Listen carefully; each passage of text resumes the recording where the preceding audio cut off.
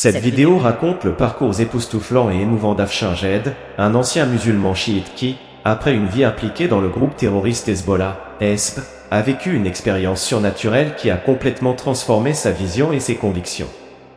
Son histoire est un témoignage de la recherche de la vérité spirituelle et de la rencontre avec le pardon et l'amour de Dieu au milieu d'une situation apparemment désespérée. Afshin est né dans le sud de l'Iran dans une famille musulmane chiite.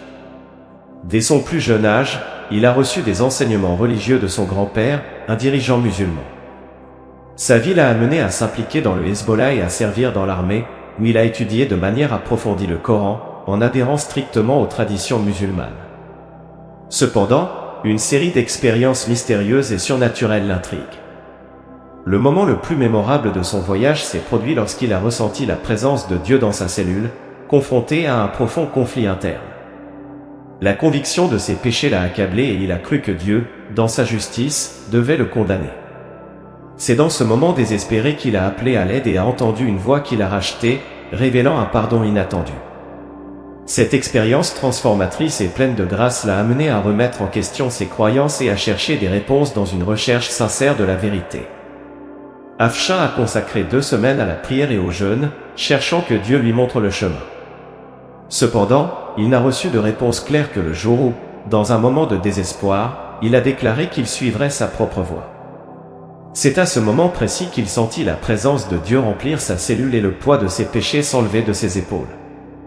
Il a été pardonné et a entendu le nom qui allait changer sa vie pour toujours, Jésus-Christ, le Dieu vivant. L'histoire d'Afshin Jed est un puissant témoignage de la manière dont la rencontre avec la grâce et l'amour de Dieu peut transformer des vies. Son parcours l'a éloigné de l'extrémisme religieux et l'a amené à établir une relation personnelle avec Jésus-Christ. Elle offre un message d'espoir et de rédemption pour tous, nous rappelant que quel que soit notre passé, chacun a la possibilité de faire l'expérience du pardon et de la miséricorde de Dieu et de trouver un nouveau but dans la vie. Je suis né dans le sud de l'Iran, dans une ville appelée Abad. Ma famille était musulmane chiite et mon grand-père, un dirigeant musulman, avait 19 enfants.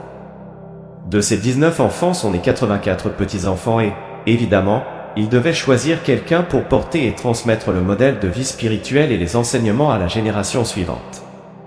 Il y a eu quelques accidents impliquant des personnes qui auraient dû mourir, mais chaque fois que quelqu'un se trouvait dans une situation dangereuse, je voyais la silhouette d'un personnage mystérieux toujours présent.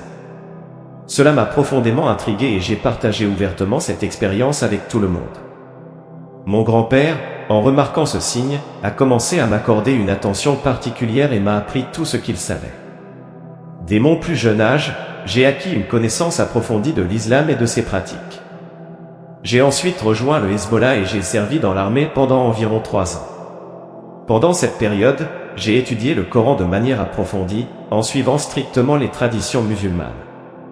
Cependant, une série d'expériences mystérieuses et surnaturelles ont éveillé en moi une faim spirituelle encore plus grande. Le moment le plus mémorable s'est produit lorsque j'ai ressenti la présence de Dieu dans ma cellule, au milieu d'un profond conflit interne. J'étais convaincu de mes péchés et je croyais que Dieu, dans sa justice, devait me condamner.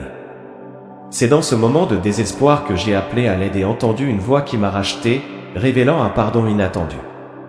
Cette expérience transformatrice m'a amené à remettre en question mes croyances et à chercher des réponses dans une recherche sincère de la vérité. J'ai consacré 2 semaines à la prière et au jeûne, cherchant que Dieu me montre le chemin. Cependant, je n'ai reçu de réponse claire que le jour où, dans un moment de désespoir, j'ai déclaré que je suivrais mon propre chemin. À ce moment précis, j'ai senti la présence de Dieu remplir ma cellule et le poids de mes péchés a été enlevé de mes épaules. J'ai été pardonné et j'ai entendu le nom qui allait changer ma vie pour toujours, Jésus-Christ, le Dieu vivant. Mon voyage est un puissant témoignage de la façon dont la rencontre avec la grâce et l'amour de Dieu peut transformer des vies. Cette expérience m'a fait sortir de l'extrémisme religieux et m'a fait entrer dans une relation personnelle avec Jésus-Christ. Mon histoire offre un message d'espoir et de rédemption pour chacun, nous rappelant que quel que soit notre passé, chacun a la possibilité de faire l'expérience du pardon et de la miséricorde de Dieu et de trouver un nouveau but dans la vie. Au fil du temps, j'ai découvert que je pouvais, les yeux fermés, discerner ce que quelqu'un d'autre faisait dans une autre pièce. Cela n'a fait qu'augmenter ma soif de pouvoir. J'ai commencé à méditer de plus en plus sur le Coran, et une de ces nuits, j'ai réalisé qu'il y avait des mots dans le Coran qui devaient être répétés encore et encore, mais qui n'avaient aucun sens. Ces paroles sont les secrets du Coran. Pendant que je méditais sur cela, un esprit entra dans la pièce et sa présence était bien plus puissante que je ne pouvais le supporter. J'avais extrêmement peur et j'essayais d'utiliser tous les outils que l'islam m'avait donnés. Au nom d'Allah, il a dit des choses comme « Je t'ordonne d'y aller, Satan » et « Je te réprimande ». À ce moment-là, j'étais complètement désespéré, j'avais l'impression d'étouffer, comme si j'étais en train de mourir dans cette cellule. J'ai fait tout ce qui était en mon pouvoir pour essayer de conjurer le mauvais esprit qui était entré dans la pièce. J'ai utilisé tous les mots et invocations que je connaissais, comme « Je t'ordonne d'y aller, Satan » et « Je te réprimande », mais rien ne semblait aider. La situation était terrifiante. Puis, dans un acte de désespoir, j'ai crié vers le ciel et j'ai supplié « Dieu, aide-moi ». C'est à ce moment-là que quelque chose d'extraordinaire s'est produit. Immédiatement, j'ai entendu une voix claire, aussi claire que vous entendez la mienne maintenant, qui disait d'utiliser le nom de Jésus. Je n'y ai pas pensé une seule seconde, c'était comme si j'étais en train de me noyer et que quelqu'un avait lancé une corde pour me sauver. J'ai simplement obéi. J'ai dit, Jésus, si tu es réel, montre-toi à moi. À ce jour, je ne sais pas pourquoi j'ai choisi cette phrase exacte, mais c'est ce qui est sorti de moi dans ce moment de désespoir. Mais aussitôt, tout est revenu à la normale. La présence maléfique a disparu, mais cela n'a pas suffi à ma conversion. Ce n'est que le début de mon voyage. J'étais confus lorsque je me demandais pourquoi Jésus aiderait un musulman. Après tout, j'avais fait tout ce qui était en mon pouvoir pour être un bon musulman. J'avais essayé de m'engager dans le chemin d'Allah et j'étais même prêt à être un martyr. Je suis allé jusqu'à participer à des exécutions et à faire tout ce que je pensais devoir faire contre les infidèles et les apostats. Cependant, quelque chose n'allait clairement pas. Ce n'est pas que je doutais d'Allah ou de l'islam, ma confusion était liée à la raison pour laquelle Jésus aurait aidé un musulman. Pendant les 2 semaines suivantes, j'étais extrêmement confus. Je pensais que Dieu avait peut-être un chemin spécifique pour moi, quelque chose auquel je ne trouverais pas de réponse à moins de poser cette question. J'ai donc prié et jeûné pendant 2 semaines, cherchant une réponse, demandant à Dieu quel chemin il voulait que je prenne. Cependant, pendant cette période, je n'ai reçu aucune réponse claire. Je suis devenu frustré et j'ai commencé à douter de Dieu. J'ai même pensé que Dieu n'existait peut-être pas. Je me suis demandé si j'avais gâché toute ma vie et si j'avais toujours vécu dans la peur. J'ai essayé de tout faire pour plaire à Allah, mais maintenant j'étais confus et il me semblait que ce n'était pas suffisant. Au comble de mon désespoir, j'ai déclaré que je ferais les choses à ma manière, comme si j'abandonnais la recherche de réponses. C'est à ce moment-là, alors que j'avais l'impression d'étouffer et que Dieu m'avait abandonné, que j'ai senti la présence de Dieu remplir ma cellule. C'était un moment effrayant. En islam, le plus grand péché que l'on puisse commettre et qui n'est jamais pardonné est de douter de Dieu et de son prophète. À ce moment-là, j'avais l'impression d'avoir commis ce péché impardonnable. La présence de Dieu était écrasante et je savais que je méritais d'être condamné. J'ai pleuré, non pas parce que je voulais mourir, mais parce que je ne voulais pas faire face à la justice de Dieu, sachant que j'étais un véritable pécheur.